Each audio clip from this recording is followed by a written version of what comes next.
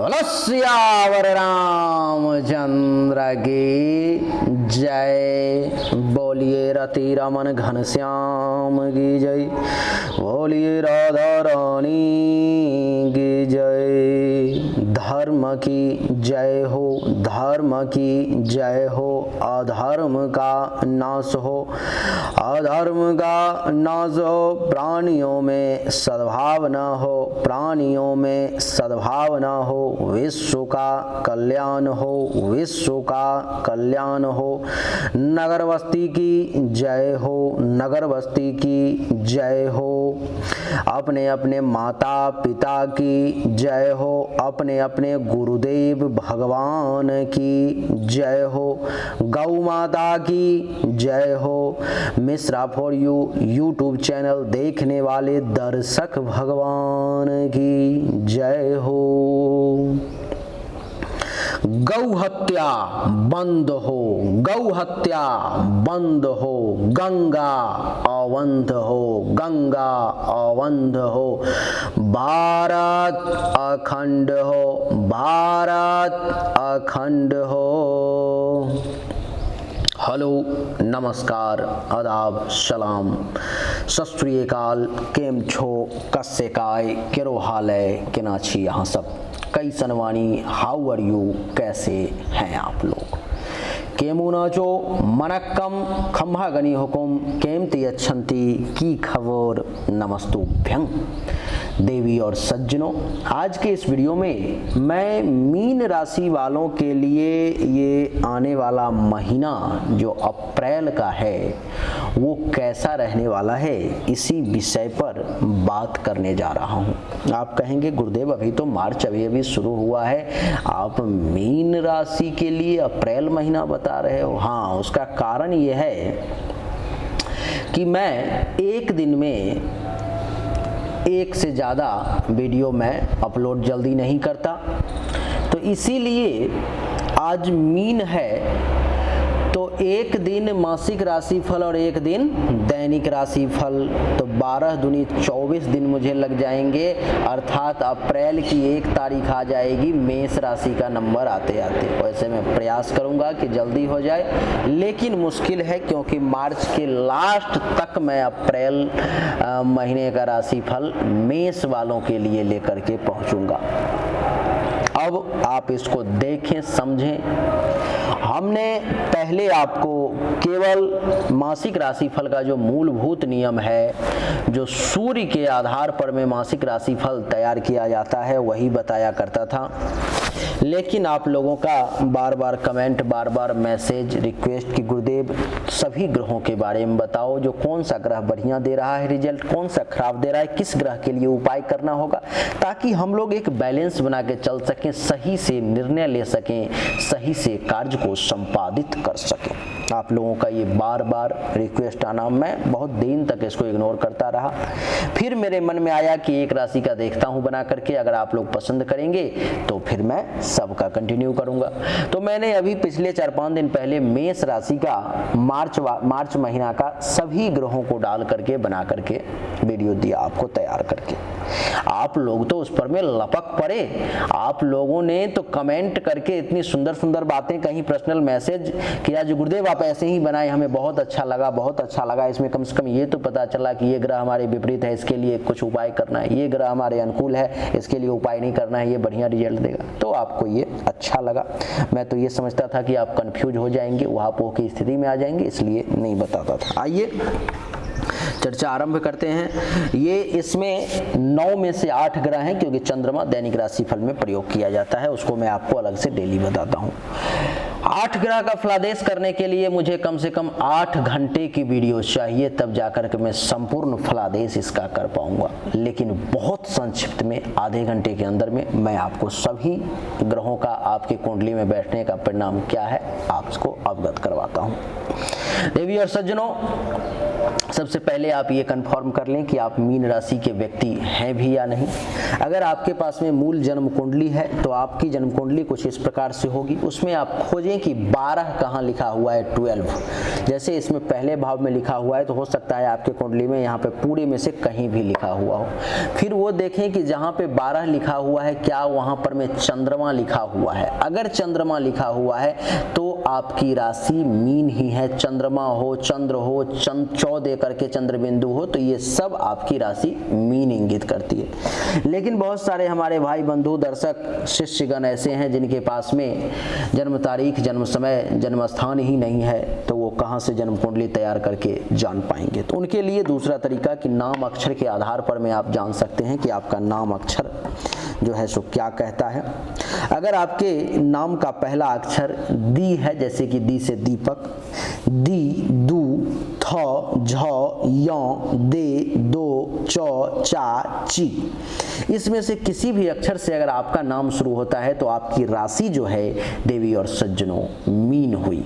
आइए अब वक्त को बर्बाद किए बिना, क्योंकि हमारे पास टाइम बहुत कम है और 8 ग्रह का फलादेश करना है, वो भी अलग अलग भाव में बैठे हुए हैं 2 ग्रह, तो उसका अलग अलग करना पड़ेगा। आइए सुनने और समझने का प्रयास करते हैं। सबसे पहले चर्चा जो है सो हम लोग सूर्य का करेंगे। सूर्य आपके कुंडली में 14 अप्रैल तक कुंडली के प्रथम भाव मीन राशि में बैठा हुआ है और सूर्य का प्रथम भाव में बैठना मीन राशि वालों के लिए अच्छा रिजल्ट देने वाला नहीं साबित होता है। जब ही सूर्य प्रथम भाव में आता है तो आप ये मान करके चलें कि महर्षि कह रहे हैं कि सूर्य के प्रथम भाव के आने के कारण आपको धन हानि का योग बनता है। सूर्य आपको धन से संबंधित नुकसान करने का प्रयास करेगा। आपके मान सम्मान में कैसे कमी आ जाए ये सूर्य की हमेशा सोच रहेगी।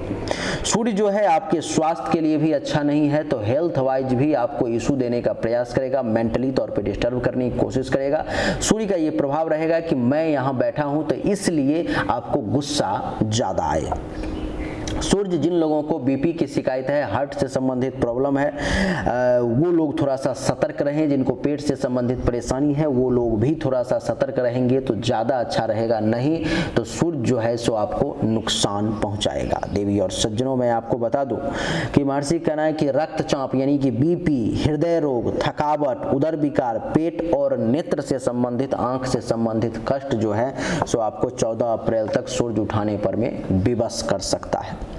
सूर्य कुंडली के प्रथम भाव में बैठा हुआ है 14 अप्रैल तक, इसलिए कह रहे हैं महर्षि कि प्रत्येक कार्य में सूर्य का ये प्रयास रहेगा कि आपको विलंब हो, समय पर भोजन ना मिले, बिना किसी उद्देश्य के आपको बिना मतलब का कहीं न कहीं भटकते रहना पड़े, ऐसा सूर्य चाहेगा।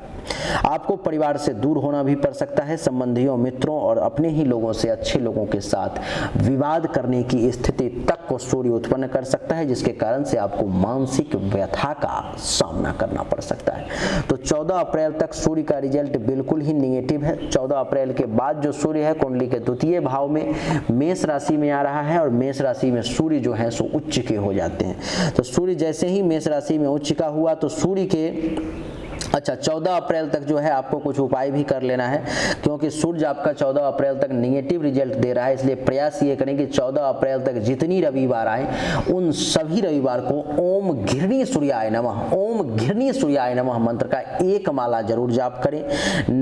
नहीं ये मंत्र संभव हो तो ओम आदित्याय नमः, ये भी संभव न हो तो ओम नमो सूर्यदेव, ओम सूर्य देवाय नमः, महिलाएं नमो सूर्य देवाय नमः मंत्र का जाप करें। 14 अप्रैल तक दैनिक रूप से जरूर करें। सूर्य का नेगेटिव रिजल्ट जो है आपका बहुत कुछ नहीं बिगाड़ पाएगा, आपको बहुत ज़्यादा नुकसान नहीं कर पाएगा।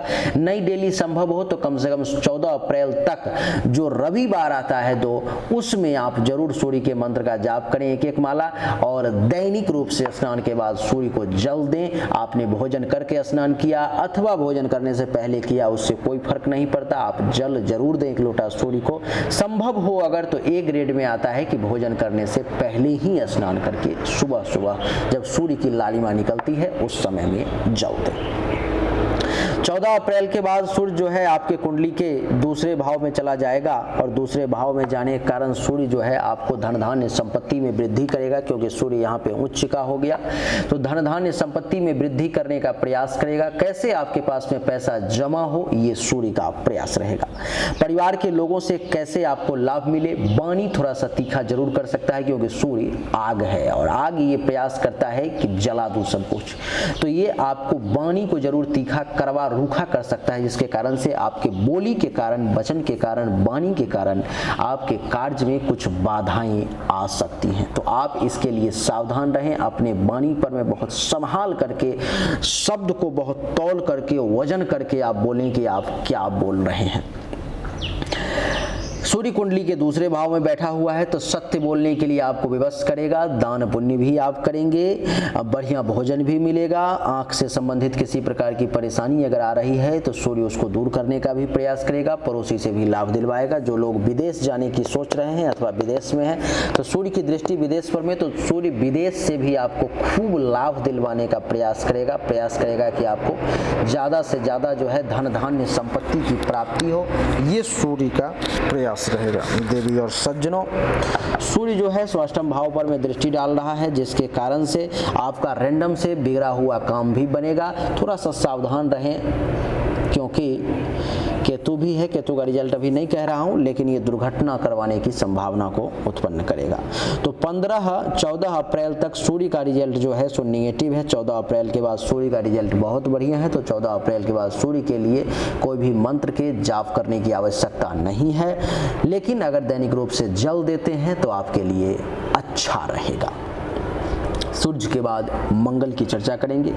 मंगल पूरे महीना जो है मीन राशि वाले आपके कुंडली के चौथे भाव में विराजमान रहेंगे। चौथे भाव में अर्थात मिथुन राशि में चौथा भाव जो है सो आपको मैं बता दूं कि जमीन, मकान, गाड़ी, घोड़ा, बंगला, अचल संपत्ति, हृदय, छाती, फेफड़ा, अनएक्सपेक्टेड धन लाभ, गरा हुआ धन, इन सब का होता है जहाँ पे मंगल विराजमान रहेंगे। और ऐसे मंगल इन सब के मालिक भी हैं। तो मंगल के यहाँ विराजमान होने के कारण आपको कुछ परेशानी का सामना करना पड़ेगा, क्योंकि मंगल का गोचर कुंडली के चौथे भाव में अच्छा फल नहीं देता है। मंगल पूरे महीने आपको किस किस मामले में डिस्टर्ब करने का प्रयास करें, इसको समझने का प्रयास करें। महर्षि कहना है कि चौथे भाव में मंगल बैठ गए मिथुन राशि में, मीन राशि वालों के लिए मंगल का ये प्रभाव रहेगा कि आपको शत्रु को बढ़ाने का वो प्रयास करेंगे, आपके दुश्मनों की संख्या को वो बढ़ाएंगे, शत्रु में वृद्धि करेंगे और आपको अपने ही लोगों के द्वारा, स्वजन के द्वारा भी जो है कुछ विरोध का सामना करना पड़ सकता है मीन राशि वाले मंगल के कारण। क्योंकि मंगल कुंडली के चौथे भाव में बैठा हुआ है, इसलिए महर्षि कह रहे हैं कि धन और उपभोग्य वस्तु की कमी लाने का मंगल हर संभव प्रयास करेंगे। मंगल चौथे भाव में बैठ करके ये प्रयास करेंगे कि आपको पूरे महीने में कुछ ऐसा करवा दें, आमदनी कितना भी हो लेकिन धन धान्य संपत्ति जो है आपको जमा ना हो, आप उसके लिए जो है सो कमी महसूस करो। आपके जो भोग विलास की संपत्ति है, भोग विलास की चीजें हैं, उसमें भी कमी का प्रयास करेंगे। जमीन जायदाद से संबंधित मंगल बैठे हुए हैं जमीन जायदाद पर में, तो जमीन जायदाद से संबंधित ये प्रयास करेंगे कि आपको परेशानी दे, जमीन जायदाद से संबंधित ये प्रयास करेंगे कि आपको टेंशन तनाव का सामना करना पड़े, समस्याएं उत्पन्न हो। घरेलू जीवन में भी सुख में कमी का योग बनाएंगे मंगल देवता, आपके घरेलू जीवन को भी सुखद कैसे ना रहे इसके लिए मंगल प्रयासरत रहेंगे। आपके लिए बता दूं कि मंगल चौथे भाव में बैठे हुए हैं, इसलिए आपको इस महीने में अप्रैल में फीवर जो है सो परेशान कर सकता है। हो सकता है इस महीने में आपको बुखार लग जाए, हो सकता है सर्दी खांसी जुकाम भी कुछ परेशान करे, हो सकता है कि छाती से संबंधित किसी प्रकार की परेशानी आपके सामने में आए, हृदय से संबंधित, और रक्त विकार, खून से संबंधित परेशानी भी आपके सामने में आ सकता है, जैसे चर्म रोग वगैरह भी जो है आपको परेशान कर सकता है मंगल के कारण। महर्षि का कहना है कि मंगल कुंडली के चौथे भाव में बैठे हुए हैं तो ये आपके मान सम्मान में भी कमी लाने का प्रयास करेंगे। तो मान सम्मान को थोड़ा सा बचा करके चलने की कोशिश करें। और मंगल का चौथे भाव में बैठना आपके लिए सर्वसाधारण से भी प्रायः विरोध की स्थिति को उत्पन्न कर सकते हैं। जो सामाजिक जनता है, जो समाज के लोग हैं, जो सामान्य व्यक्ति हैं जिसको किसी से बहुत ज़्यादा ना लेना ना देना है, वो लोग भी आपके लिए विरोध की स्थिति को मंगल के कारण, मंगल के चौथे भाव में बैठने के कारण उत्पन्न कर सकते हैं। तो देवी और सज्जनों, इसके लिए थोड़ा सा सावधानी के साथ चलेंगे, बढ़िया रहेगा। कह रहे हैं कि माता को भी कुछ कष्ट इस समय में मिल सकता है। माता भी आपकी कुछ कष्ट में हो सकती हैं और खुद के मन में आपको हिंसा और क्रूरता की वृत्ति जागृत हो सकती है। इस समय में आप हिंसक हो सकते हैं और दया की भावना जो है आप में कम पड़ सकती है मंगल के कारण। महर्षि का कहना है कि इस समय में आप क्रूर हो सकते हैं, लेकिन अंदर ही अंदर आप भयभीत भी मंगल के कारण पूरे महीने में रह सकते हैं। अर्थात इसका अर्थ ये हुआ कि मंगल आपके लिए मीन राशि वाले पूरे महीने में लाभदायक नहीं है, अच्छा फल देने वाला नहीं है। ये आपको नेगेटिव फल देने वाला ग्रह है, ये आपके विरोध करने वाला ग्रह है, ये आपको बेकार फल दे रहा है। तो इसके लिए उपाय करना तो आवश्यक हो जाएगा। तो मंगल के लिए आपको क्या उपाय करना है?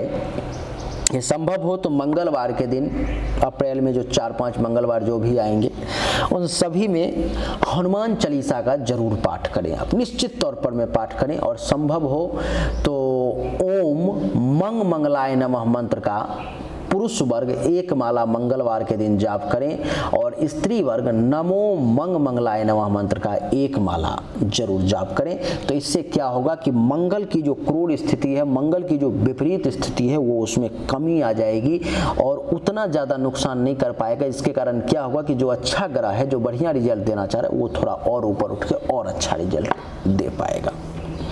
तो मंगल की बात खत्म हो गई। अब बुध की चर्चा करेंगे। बुध जो है पूरे महीने आपके कुंडली के द्वितीय भाव में यानी कि मेष राशि में रहेंगे और द्वितीय भाव में बुध के बैठने के कारण बहुत सुंदर रिजल्ट, बहुत बढ़िया रिजल्ट है। बुध आपको चमत्कारिक रिजल्ट देंगे पूरे महीने में। महर्षि कह रहे हैं कि बुध के दूसरे भाव में बैठने के कारण आप बहुत आनंदित रहेंगे। बुध आपको हमेशा आनंद से ओतप्रोत रखने का प्रयास करेगा। बुध का हमेशा प्रयास रहेगा कि आप खूब आनंदित रहें, एकदम मन प्रसन्न रहे, हृदय गदगद रहे, परिवार में भी सब लोग जो हैं सो सुखी रहें। महर्षि का कहना है कि धन और आभूषण का आपको प्राप्ति करवाने का भी प्रयास दूसरे भाव में बैठा हिया ये बुध देव जो हैं सो करेंगे। इनका प्रयास रहेगा कहीं से आपको धन की प्राप्ति हो, कहीं से आपको आभूषण की प्राप्ति हो। महर्षि का कहना है कि इतना ही नहीं, बुध का दूसरे भाव में बैठना आपके भाषण कला से आपको अच्छा धन प्राप्त करवाने में मदद करेंगे। आपके बोली के कारण, मैंने अभी सूर्य के कारण कहा था ना कि थोड़ा तीखा बोली होगा, लेकिन बुध जो है यहाँ पर भी बैठे हुए हैं, तो बुध का प्रयास ही ये रहेगा कि आप इस प्रकार से बोलें जिससे आपको धन का लाभ हो, जिससे आपको वो धन का लाभ दिलवाने के लिए, धन का जो है सो फायदा दिलवाने के लिए आपके बोली वचन के कारण, कम्युनिकेशन स्किल के कारण, जो लोग बोल करके धन कमाते हैं, जैसे मैं यूट्यूबर हूँ, जैसे बहुत लोग मोटिवेशनल स्पीकर हैं, एस्ट्रोलॉजर हैं, बहुत सारे लोग ऐसे हैं जो बोल करके पैसा कमाते हैं। तो उन लोगों के लिए, मीन राशि वालों के लिए इस समय में बोल करके अपनी बातों से पैसा कमाने का अच्छा संयोग जो है सो जो मीन राशि के हैं उनके लिए बन रहा है। महर्षि का कहना है कि इस समय में आपको विद्या में भी उन्नति होगी, पढ़ाई लिखाई में भी खूब मन लगेगा, उत्तम खाद्य सामग्री की प्राप्ति होगी, भोजन भी बढ़िया मिलेगा और सगे संबंधियों से भी धन प्राप्ति का योग बुध देव आपके लिए मीन राशि वाले बनाएंगे। कितना सुखद संयोग है ना, हर मामले में बहुत सुंदर, बहुत अच्छा रिजल्ट बुध के तरफ से। अर्थात बुध के लिए किसी भी प्रकार के उपाय को करने की आपको आवश्यकता नहीं है। बुध के बाद गुरु की चर्चा करेंगे। देवी और सज्जनों, गुरु जो है सो आपके कुंडली में मैंने लिखा है कि प्रथम भाव में भी, और फिर मैंने लिखा है कि प्रथम भाव के अलावा द्वितीय भाव में भी गुरु बैठे हुए हैं। इसका क्या अर्थ हुआ? इसका अर्थ ये हुआ कि गुरु जो है सो 22 अप्रैल से पहले, क्या 22 अप्रैल से पहले गुरु आपके कुंडली के प्रथम भाव में मीन राशि में रहेंगे और हंस नामक राजयोग का निर्माण करेंगे।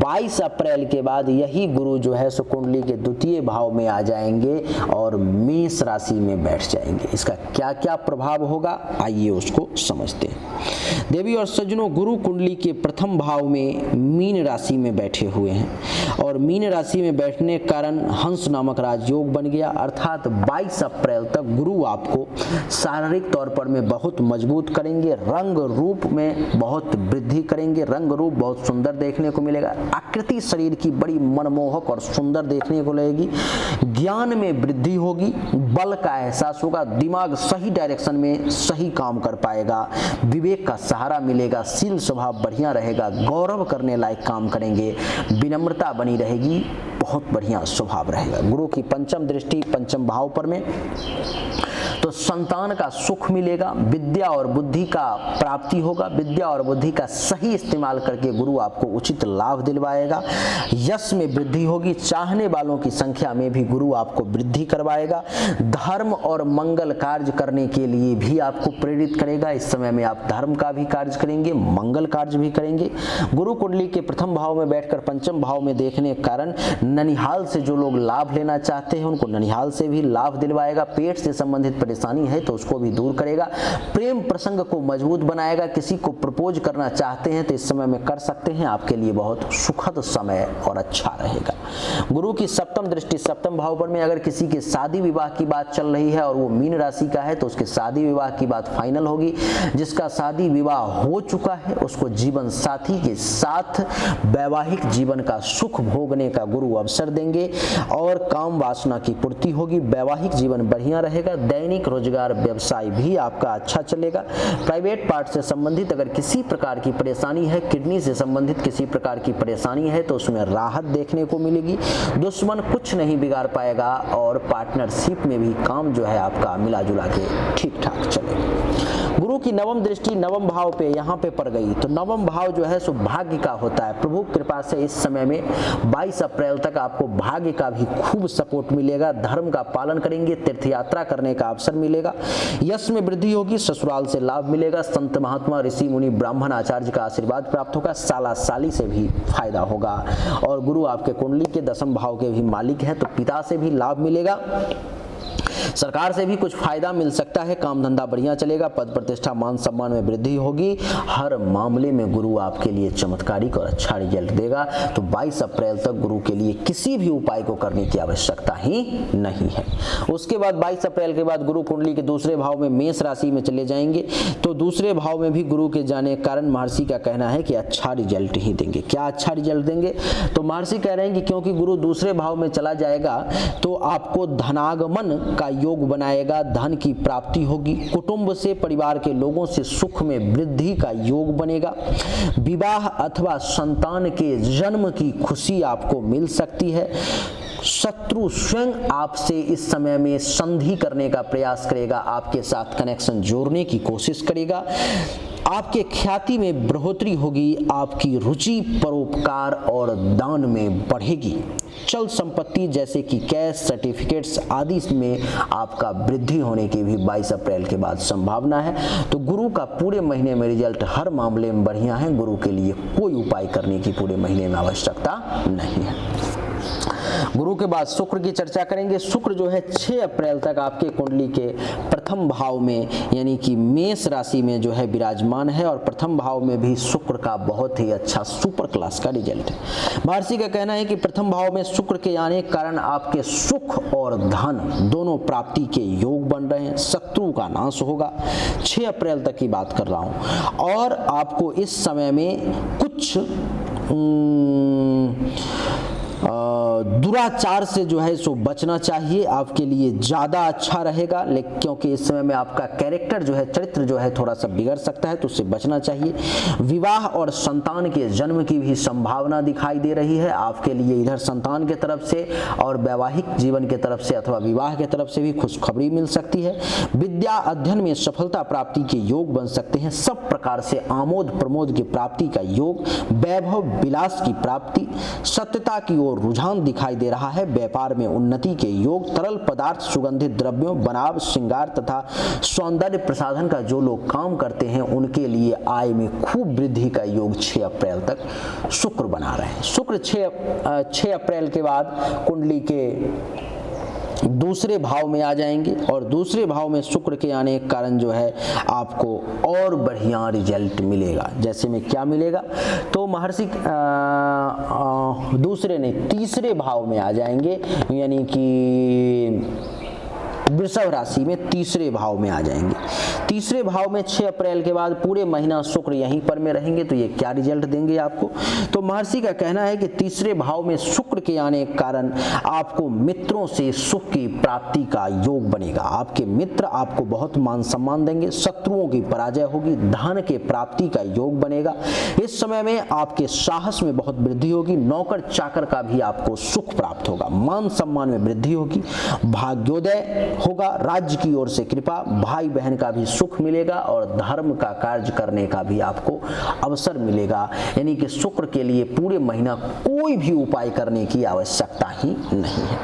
शुक्र के बाद शनि की चर्चा करेंगे। शनि आपके कुंडली के पूरे महीने कुंडली के द्वादश भाव में रहेंगे। 12वें भाव में शनि के बैठने के कारण जो है आपको कुछ परेशानी का सामना करना पड़ेगा। महर्षि कह रहे हैं कि शनि कुंडली के 12वें भाव में पूरे महीना में रहेगा। शनि किस किस मामले में परेशान करेंगे वो सुन लो। कह रहे हैं कि द्वादश भाव में क्योंकि शनि चला गया, तो इस समय में ये शनि का प्रयास रहेगा कि आपको अपने परिवार से किस प्रकार से दूर कर दिया जाए, आपको अपने परिवार से किस प्रकार से जो है सो आंतरिक तौर पर में भी और भौतिक तौर पर में भी दूरी बना दी जाए। संबंधियों और प्रतिष्ठित लोगों से किस प्रकार से आपको मतभेद उत्पन्न कर दिया जाए, टेंशन तनाव करवा दिया जाए। व्यर्थ का धन कैसे ज्यादा से ज्यादा खर्च हो, ये भी शनि का प्रयास रहेगा। स्वास्थ्य ठीक नहीं रखने की कोशिश करेंगे शनि। दूर स्थानों की यात्रा करनी पड़ सकती है, दुख उठाना पड़ सकता है। कुछ भी हो, भाग्य के पतन का भय रहेगा। यह समय संतान के लिए भी कष्टप्रद रह सकता है और आपके लिए जो है सो यह समय परेशानी और कष्ट से भरा हुआ भी हो सकता है। तो शनि के लिए उपाय करने की आवश्यकता है। पूरे महीने में ये प्रयास करें, संभव हो तो डेली ओम शं शनिश्चराय नमः मंत्र का 1 माला पुरुष वर्ग और नमो शं शनिश्चराय नमः मंत्र का 1 माला महिला वर्ग डेली जाप करें। नहीं संभव हो सुबह में तो रात में कर लें, नहीं डेली संभव हो तो कम से कम जितनी शनिवार आएंगे इस महीने में 5-6, उन सभी शनिवार को 4 हो 5 हो जितनी भी शनिवार आए अप्रैल में आपको सभी शनिवार में सुबह 1 माला और रात 1 माला जरूर आपको जाप करना है। इसके बाद राहु की चर्चा करेंगे। देवी और सज्जनों, राहु जो है सो आपके कुंडली के दूसरे भाव में पूरे महीने यहीं पर में रहेंगे। महर्षि का कहना है कि द्वितीय भाव में राहु के आने के कारण आपको अकस्मात अचानक से जो है सो धन हानि के योग बन सकते हैं। परिवार के लोगों से अनबन उत्पन्न करने का प्रयास कर सकता है। विद्या में अरुचि की भावना उत्पन्न कर सकता है। शत्रु अधिक बनाने का प्रयास कर सकता है और आंख से संबंधित परेशानी जो है सो आपको राहु दे सकता है। तो आपके लिए राहु जो है कुंडली के द्वितीय भाव में बैठा हुआ सुखद नहीं है, आपको नुकसान करेगा। तो राहु के लिए उपाय जरूर करें। संभव हो तो डेली कम से कम 10 बार भी राहु के मंत्र का जरूर जाप करें। ओम रांग राहवे नमः पुरुष वर्ग और नमो रांग राहवे नमः महिला वर्ग। नहीं संभव हो तो कम से कम बुधवार अथवा शनिवार के दिन राहु के मंत्र के ओम रांग राहवे नमः 1 माला और महिला नमो रांग राहवे नमः 1 माला जरूर जाप करें। राहु के बाद अब केतु की चर्चा करते हैं। केतु आपके कुंडली के अष्टम भाव में विराजमान है और अष्टम भाव में केतु के आने के कारण पूरे महीने यहीं पर रहेंगे, जिसके कारण से महर्षि कह रहे हैं कि आपको अकस्मात धन हानि का योग बन सकता है। रैंडम कहते हैं ना, रैंडम लॉस, रैंडम गेन, अचानक से धन लाभ का योग, अचानक से धन हानि का योग। तो यहाँ पर में अचानक से धन लाभ का योग ये नहीं बना रहा है। केतु का अष्टम भाव में बैठना आपके लिए अचानक से इस महीने में धन हानि का योग मीन राशि वाले बनाता है। महर्षि का कहना है कि इतना ही नहीं, विदेश यात्रा की संभावना है आपके लिए। जो लोग विदेश जाना चाहते हैं उनको ये केतु विदेश भेजने में मदद करेगा। आप जाने का अपनी तरफ से 100% प्रयास करें, केतु आपको फुल सपोर्ट करेगा। जो लोग पहले से ही विदेश में हैं उनको खूब धन लाभ भी करवाएगा।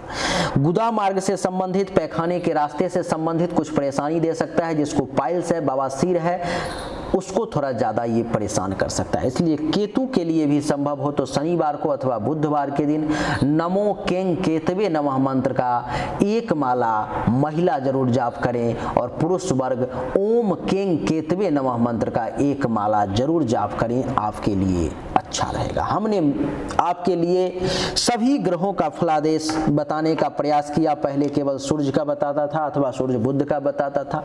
अगर आपको सभी ग्रहों का फलादेश अच्छा लगा, समझने में आसानी हुई, आपको ये लगा कौन सा ग्रह विपरीत फल दे रहा है, तो उसका उपाय करके उससे अच्छा फल लिया जा सकता है अथवा उसके विपरीत फल को कम किया जा सकता है। तो अगर आपको पसंद आया, आप चाहते हैं कि इसी प्रकार से मैं आपको वीडियो बना करके दूं, तो इस वीडियो को जरूर लाइक करें। कमेंट में हमें जरूर बताएं कि आपको अच्छा लगा या नहीं। अगर अच्छा लगा तो लाइक करें, शेयर करें, चैनल को सब्सक्राइब करके इसके बेल आइकन के बटन को दबा दें। एक बार फिर से आप सभी का बहुत बहुत धन्यवाद।